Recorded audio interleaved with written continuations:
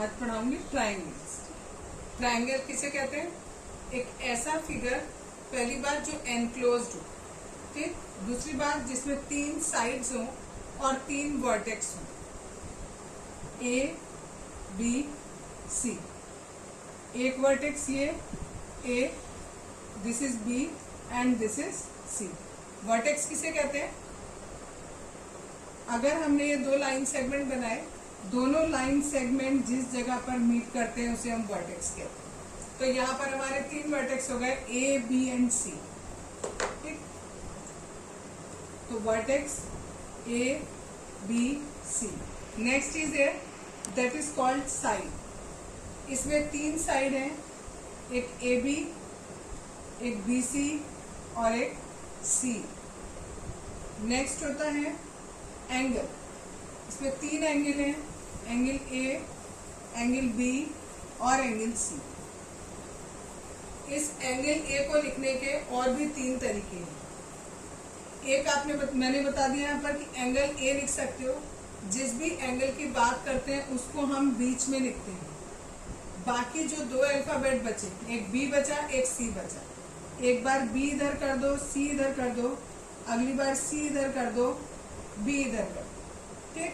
और let suppose कि हमने इस एंगल ए को एक्स नाम दे रखा है, तो हम इसे एंगल एक्स भी कह सकते हैं। इसी तरीके से बी के भी हमारे 4 नाम हो सकते हैं। क्या क्या हो सकते हैं? पहले बी हमने बीच में रखा, 2 अल्फाबेट कौन से बचे? एक ए और एक सी। इस बार हमने उल्टा किया, सी पहले लिख दिया और ए बाद में लिख दिया, और इसको हम एंगल वाई भी लिख सकते हैं। सिमिलरली ये वाला एंगल सी बीच में लिखा, एक ए बचा और एक बी बचा। इस बार क्या किया? पहले बी लिखा, फिर सी और फिर ए, और इसको लिख दिया एंगल जेड। नेक्स्ट टॉपिक है कॉन्ग्रुएंसी ऑफ ट्रायंगल। कॉन्ग्रुएंसी का क्या मतलब होता है?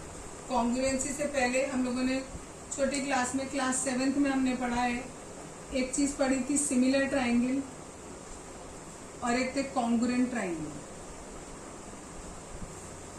कॉन्ग्रुएंट ट्रायंगल, एक सिमिलर ट्रायंगल और एक कॉन्ग्रुएंट ट्रायंगल। सिमिलर ट्रायंगल किसे कहते हैं? ठीक है, सिमिलर ट्रायंगल किसे कहते हैं?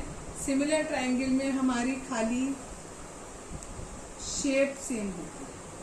कोई भी ऐसे 2 ट्रायंगल जिनकी शेप सेम है, जैसे सपोज करो एक ट्रायंगल मैंने ये छोटा बनाया और एक ये मैंने बड़ा बना दिया। दोनों की शेप कैसी है? दोनों ही राइट ट्रायंगल, ठीक। तो that means they both are similar, ठीक। जब ट्रायंगल सिमिलर होते हैं तो इनकी साइड्स का जो रेशियो होता है वो इक्वल होता है। सपोज ये ट्रायंगल है A B C, this is D E F, A B upon D E, B C upon E F and A C upon D F. इस वाले ट्रायंगल की ए बी साइड ली तो इस वाले की डी ई ली, इस वाले की बी सी ली तो इसकी ई एफ ली, और इसका ए सी लिया तो यहाँ डी एफ है। अगर ये दोनों ट्रायंगल सिमिलर हैं तो तीनों रेशियो कैसे होंगे? इक्वल होंगे। ये किस केस में? केवल जब ट्रायंगल हमारे सिमिलर हो। अब बात आती है कॉन्ग्रुएंट।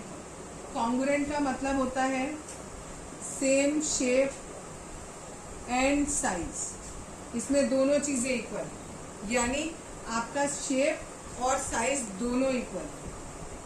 अगर ये ट्रायंगल बनाया आपने और ये भी दूसरा ट्रायंगल बनाया, ये ए बी सी और ये डी ई एफ, इसमें भी हमने दोनों राइट ट्रायंगल ही ले लिए, तो यहाँ पर ए बी जो है वो बिल्कुल इक्वल होना चाहिए डी ई के, बी सी इक्वल होना चाहिए ई एफ के, और ए सी इक्वल होना चाहिए डी एफ। जब ऐसा होगा, ठीक है, तभी ये दोनों ट्रायंगल कॉन्ग्रुएंट कहलाएंगे। नेक्स्ट टॉपिक है corresponding sides and corresponding angles of triangle. ये बहुत इंपॉर्टेंट है। ये समझ में आ गया तो कॉन्ग्रुएंसी आ जाएगी समझ में, ये नहीं आया तो भूल जाओ कि कॉन्ग्रुएंसी आएगी। अब देखो किसे कहते हैं वो मैं बताने जा रही हूँ। सपोज करो ये एक ट्रायंगल है, एक मैंने ये ट्रायंगल है डी ई और एफ। मैंने आपसे बोला ये वाली साइड इस वाली साइड के इक्वल है। जो साइड आपस में इक्वल होती है उन पे हम सेम साइन लगाते हैं। ये साइड इसके इक्वल है, ये साइड इसके इक्वल है और ये वाली साइड इसके इक्वल। ठीक, तो इसका मतलब जो ए बी साइड है वो करस्पॉन्डिंग है। करस्पॉन्डिंग का साइन ऐसे लगता है, एरो वाला, ठीक है, double arrow, that means line वाला साइन लगता है। ए बी करस्पॉन्डिंग है डी ई के। अब आपको ये भी याद रखना पड़ेगा, यहाँ पर डी ई को आप ई डी नहीं लिख सकते हैं, ठीक है। तो हमें कैसे पता लगेगा कि हमें डी ई लिखना है कि ई डी लिखना है? उसके लिए क्या करेंगे, पहले हमने यहाँ देखा अल्फाबेट ए। ये अल्फाबेट ए किससे ज्वाइंड है?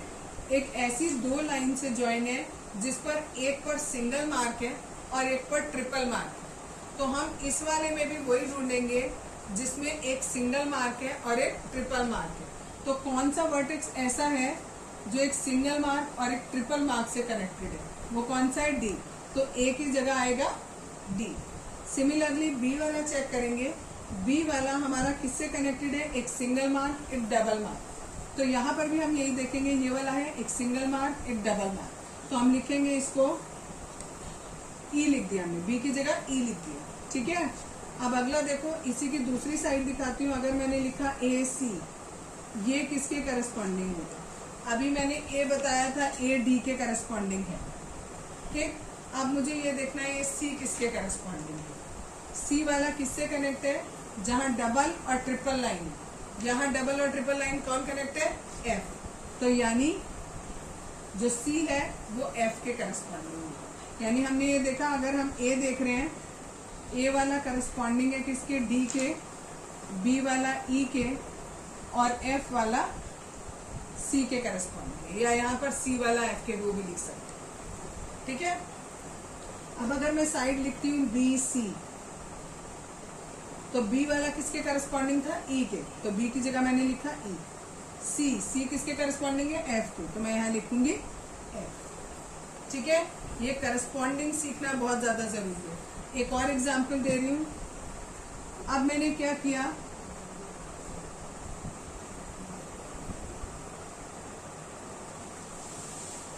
अब मैंने देखो क्या किया, ये 1 तो वहीं रखा, ये 3 इधर कर दिया और 2 उधर कर दिया। अब कौन किसके करस्पॉन्डिंग होगा? जो ए है वो किसके करस्पॉन्डिंग होगा? अब देखो ए वाला किससे कनेक्टेड है? 1 और 3 वाली लाइन से कनेक्टेड। यहाँ भी ढूंढो 1 और 3 से कौन कनेक्टेड है?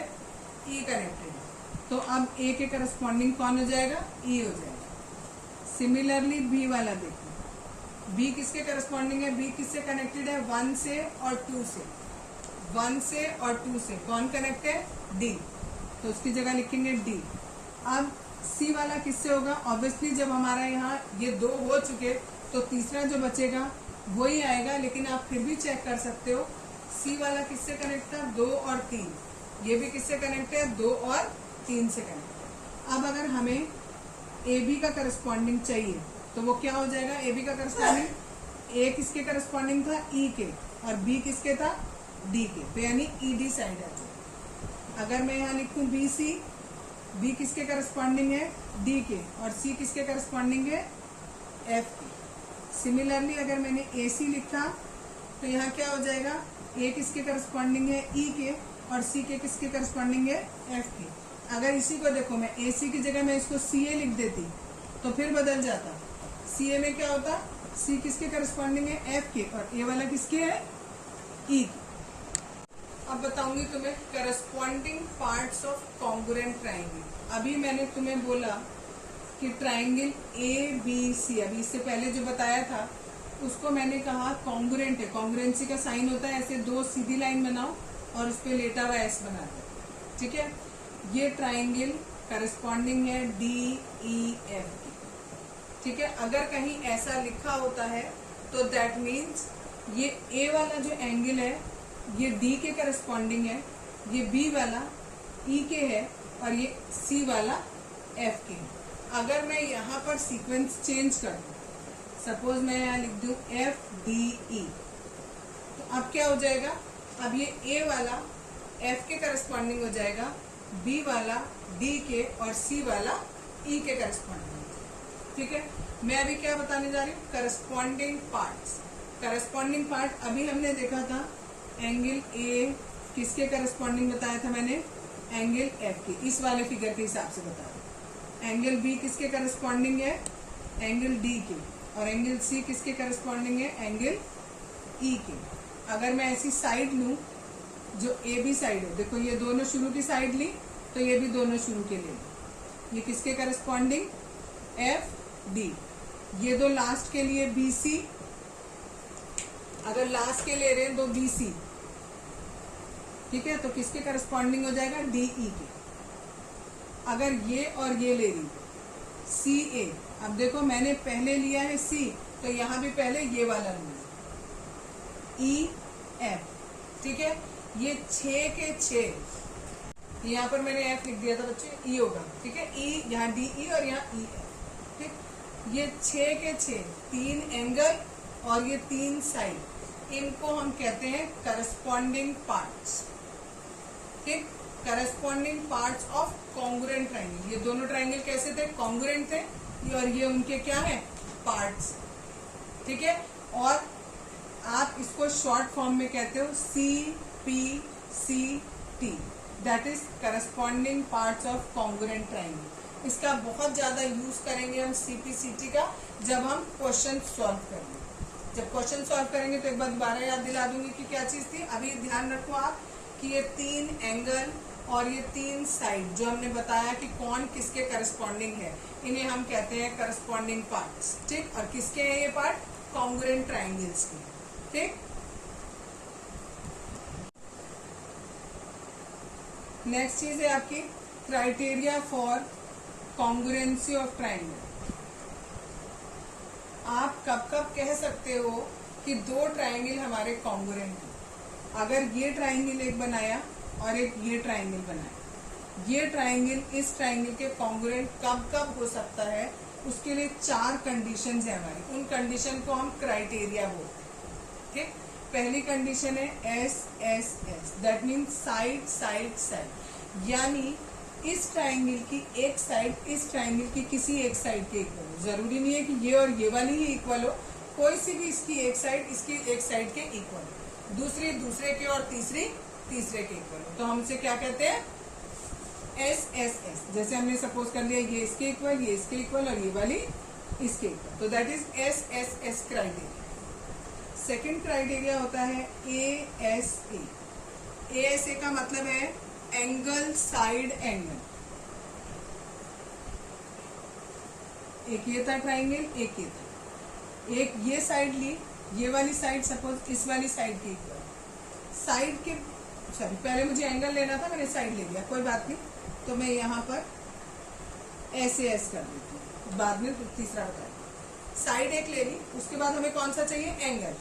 हम ये वाला एंगल लिया इस वाले एंगल की, ठीक। अब उसके बाद क्या आनी चाहिए, साइड। साइड का मतलब नहीं है ये वाली साइड नहीं आनी चाहिए, साइड एंगल साइड, उसी से चिपकी हुई, बीच में गैप नहीं होना चाहिए। हमें पता है 3 साइड होती है, 3 एंगल होते हैं, ये एंगल ये एंगल ये एंगल, ये साइड ये साइड ये साइड। हमने क्या लिया, ये साइड ली, ये वाला एंगल और ये वाली साइड, ठीक। तो it is side angle side. तीसरा होता है एंगल साइड एंगल। फिर से बनाया मैंने फिगर। अब मैंने कहा एंगल लेना है, पहले ये एंगल इस वाले एंगल के ऊपर, अब ये वाला, अब दूसरा मुझे चाहिए साइड। अब मैंने कहा ये वाली साइड, ये वाली साइड सपोज करो इसके बराबर है, अभी हमें फिगर में नहीं दिख रही है, बट सपोज करो कि ये वाली साइड इस वाली साइड के अगर इक्वल है। और तीसरा एंगल ये वाला, और यहाँ पर भी हम लेंगे ये वाला एंगल, ये ऊपर वाला नहीं लेंगे। क्यों नहीं लेंगे, क्योंकि हमें क्या चलना है, करस्पॉन्डिंग चलना है। यहाँ पर एंगल लिया ये वाला, उसकी चिपकी हुई साइड ली और उसी से चिपका हुआ एंगल लिया। यहाँ पर अगर हम ये वाला एंगल लेते हैं, ये वाली साइड लेते हैं और ये एंगल लेते हैं, तो ये चिपका हुआ एंगल नहीं होता। ये एंगल, ये साइड, उसके बाद ये एंगल। कैसे चलता है सीक्वेंस, ऐसे चलाओगे। अगर हमने ये एंगल लिया, देन ये वाली साइड, देन ये वाला एंगल, देन ये वाली साइड, देन ये वाला एंगल एंड देन ये वाली साइड। जरूरी नहीं है इसी तरीके से चलाओगे, आप किसी भी तरीके से चला सकते हो और कहीं से भी शुरू कर सकते हो, ठीक है, कहीं से भी शुरू कर सकते हो। लास्ट क्राइटेरिया बचा है आपका फोर्थ वाला, that is called RHS।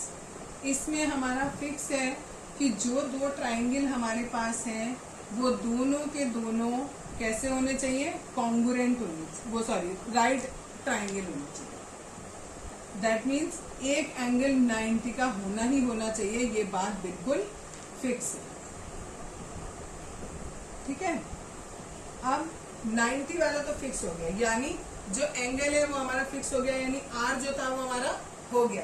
R means right angle, H means होता है हाइपोटेन्यूज। हाइपोटेन्यूज कौन सा होता है, 90 के एकदम अपोजिट वाली साइड, 90 के अपोजिट ये साइड, यानी ये वाली साइड इस वाली साइड के इक्वल होनी चाहिए। ये भी 90 के अपोजिट, ये भी 90 के अपोजिट। तो R हो गया 90, H हो गया हाइपोटेन्यूज बिल्कुल 90 के सामने बचा, और तीसरा बचा S। S माने साइड, इसमें कोई सी भी साइड हो सकती है, चाहे ये वाली इसके इक्वल कह दो, चाहे ये वाली इसके इक्वल कह दो, इससे कोई फर्क नहीं। ठीक है, इन सब के अलावा कभी कभी बुक्स में एक एक्स्ट्रा और दी होती है, दैट इज AAS। ठीक है, AAS क्यों मानी जाती है, क्योंकि देखो अगर आपके ये दो ट्राइंगल हैं और इन दो ट्राइंगल का मैंने कहा ये वाला एंगल इस वाले एंगल के बराबर है और ये वाला एंगल इस वाले एंगल के बराबर, तो ऑब्वियसली तीसरा एंगल तो आपस में इक्वल होगा ही ना। ठीक है, तीसरा एंगल तो ऑब्वियसली इक्वल होगा। इन्होंने बोला AAS, ये एंगल इसके इक्वल, ये वाला एंगल इसके इक्वल, और इन्होंने कहा उसके बाद साइड, तो उसके आगे चिपकी हुई साइड यही हुई, ये एंगल, ये साइड। ठीक, तो एंगल साइड, अगर ये दो इक्वल है तो हमने पढ़ा था ये वाला AAS वाला, इसमें हमारे दो एंगल और बीच की साइड बराबर होती थी, तो ये तीसरा एंगल तो ऑब्वियसली इक्वल हुआ ना, क्योंकि जब ये इसके इक्वल है, ये सपोज 120 ले लिया हमने, ठीक है, ये सपोज 30 डिग्री है, 30 नहीं लेती सेम आ जाएगा, 40 लेती हूँ, ये 40 है, तो ऑब्वियसली ये वाला एंगल भी इक्वल हो गया ना, 20-20।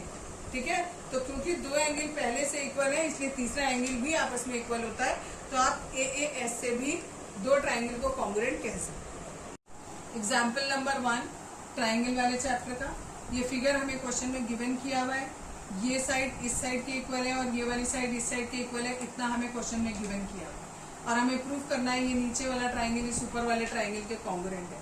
कॉन्ग्रुएंसी के लिए हमारे पास चार क्राइटेरिया होते हैं, एक होता है SSS, एक होता है SAS, एक ASA और चौथा RHS।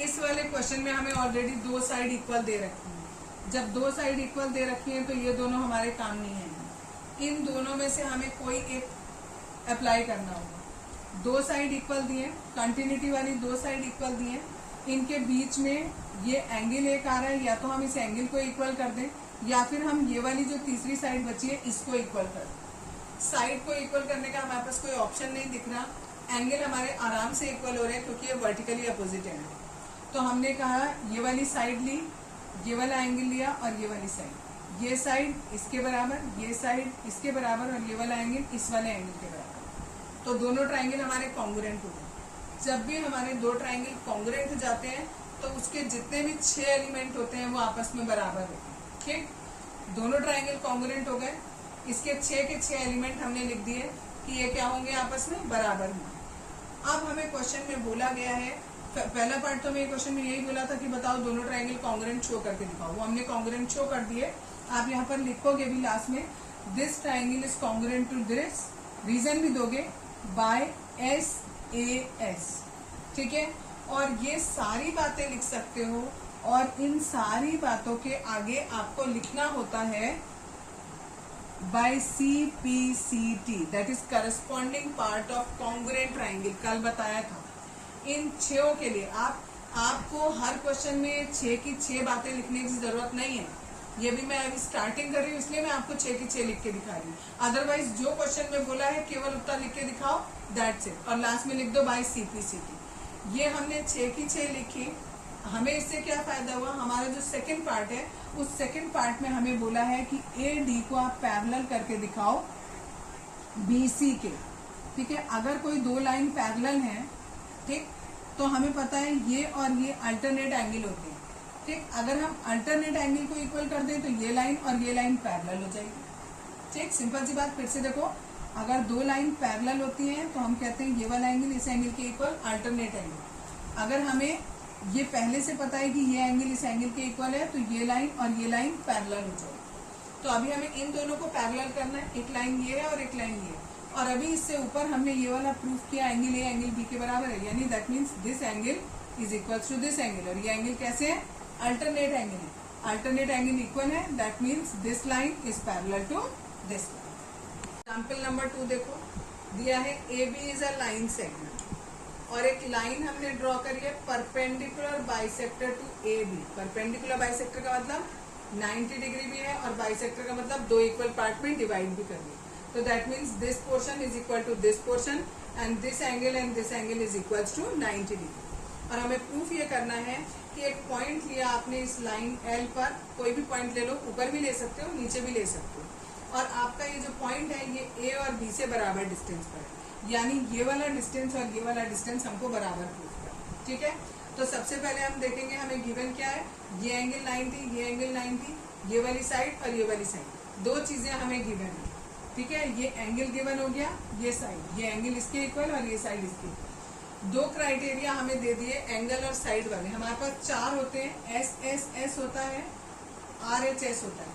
इसमें 3 साइड दी, जबकि हमारे पास क्वेश्चन में एक एस दिया और एक ए दिया, तो ये नहीं हो सकती। यहाँ पर आर तो सही दिया है, राइट एंगल हमें दिया है, लेकिन यहाँ हाइपोटेन्यूज इक्वल नहीं दिया। ठीक, लेकिन यहाँ देखो एस वाला दिया है साइड।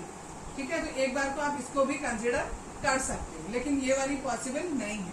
अब हमने क्या किया, तीसरा वाला हमने चेक किया, तो हमें कोई और एंगल, दो एंगल बचे इसके, एक तो ये वाला एंगल बचा, एक ये वाला एंगल बचा। हम इनको किसी भी तरीके से इक्वल नहीं कर पा रहे। साइड में एक ये साइड बची और एक ये साइड बची। इस साइड को तो हमें क्वेश्चन में प्रूफ ही करना है। ठीक, तो बची कौन सी? ये वाली साइड, और ये वाली साइड इस ट्रायंगल में भी आ रही है और इस ट्रायंगल में भी आ रही है। तो लिख देंगे OP इक्वल्स टू OP और इसको लिख देंगे कॉमन। अब ये दोनों ट्रायंगल कॉन्ग्रुएंट हो गए इस प्रॉपर्टी से बाय SAS से, और इसकी वजह से हमने कह दिया ये वाली साइड इस वाली साइड के बराबर होगी बाय CP/CT।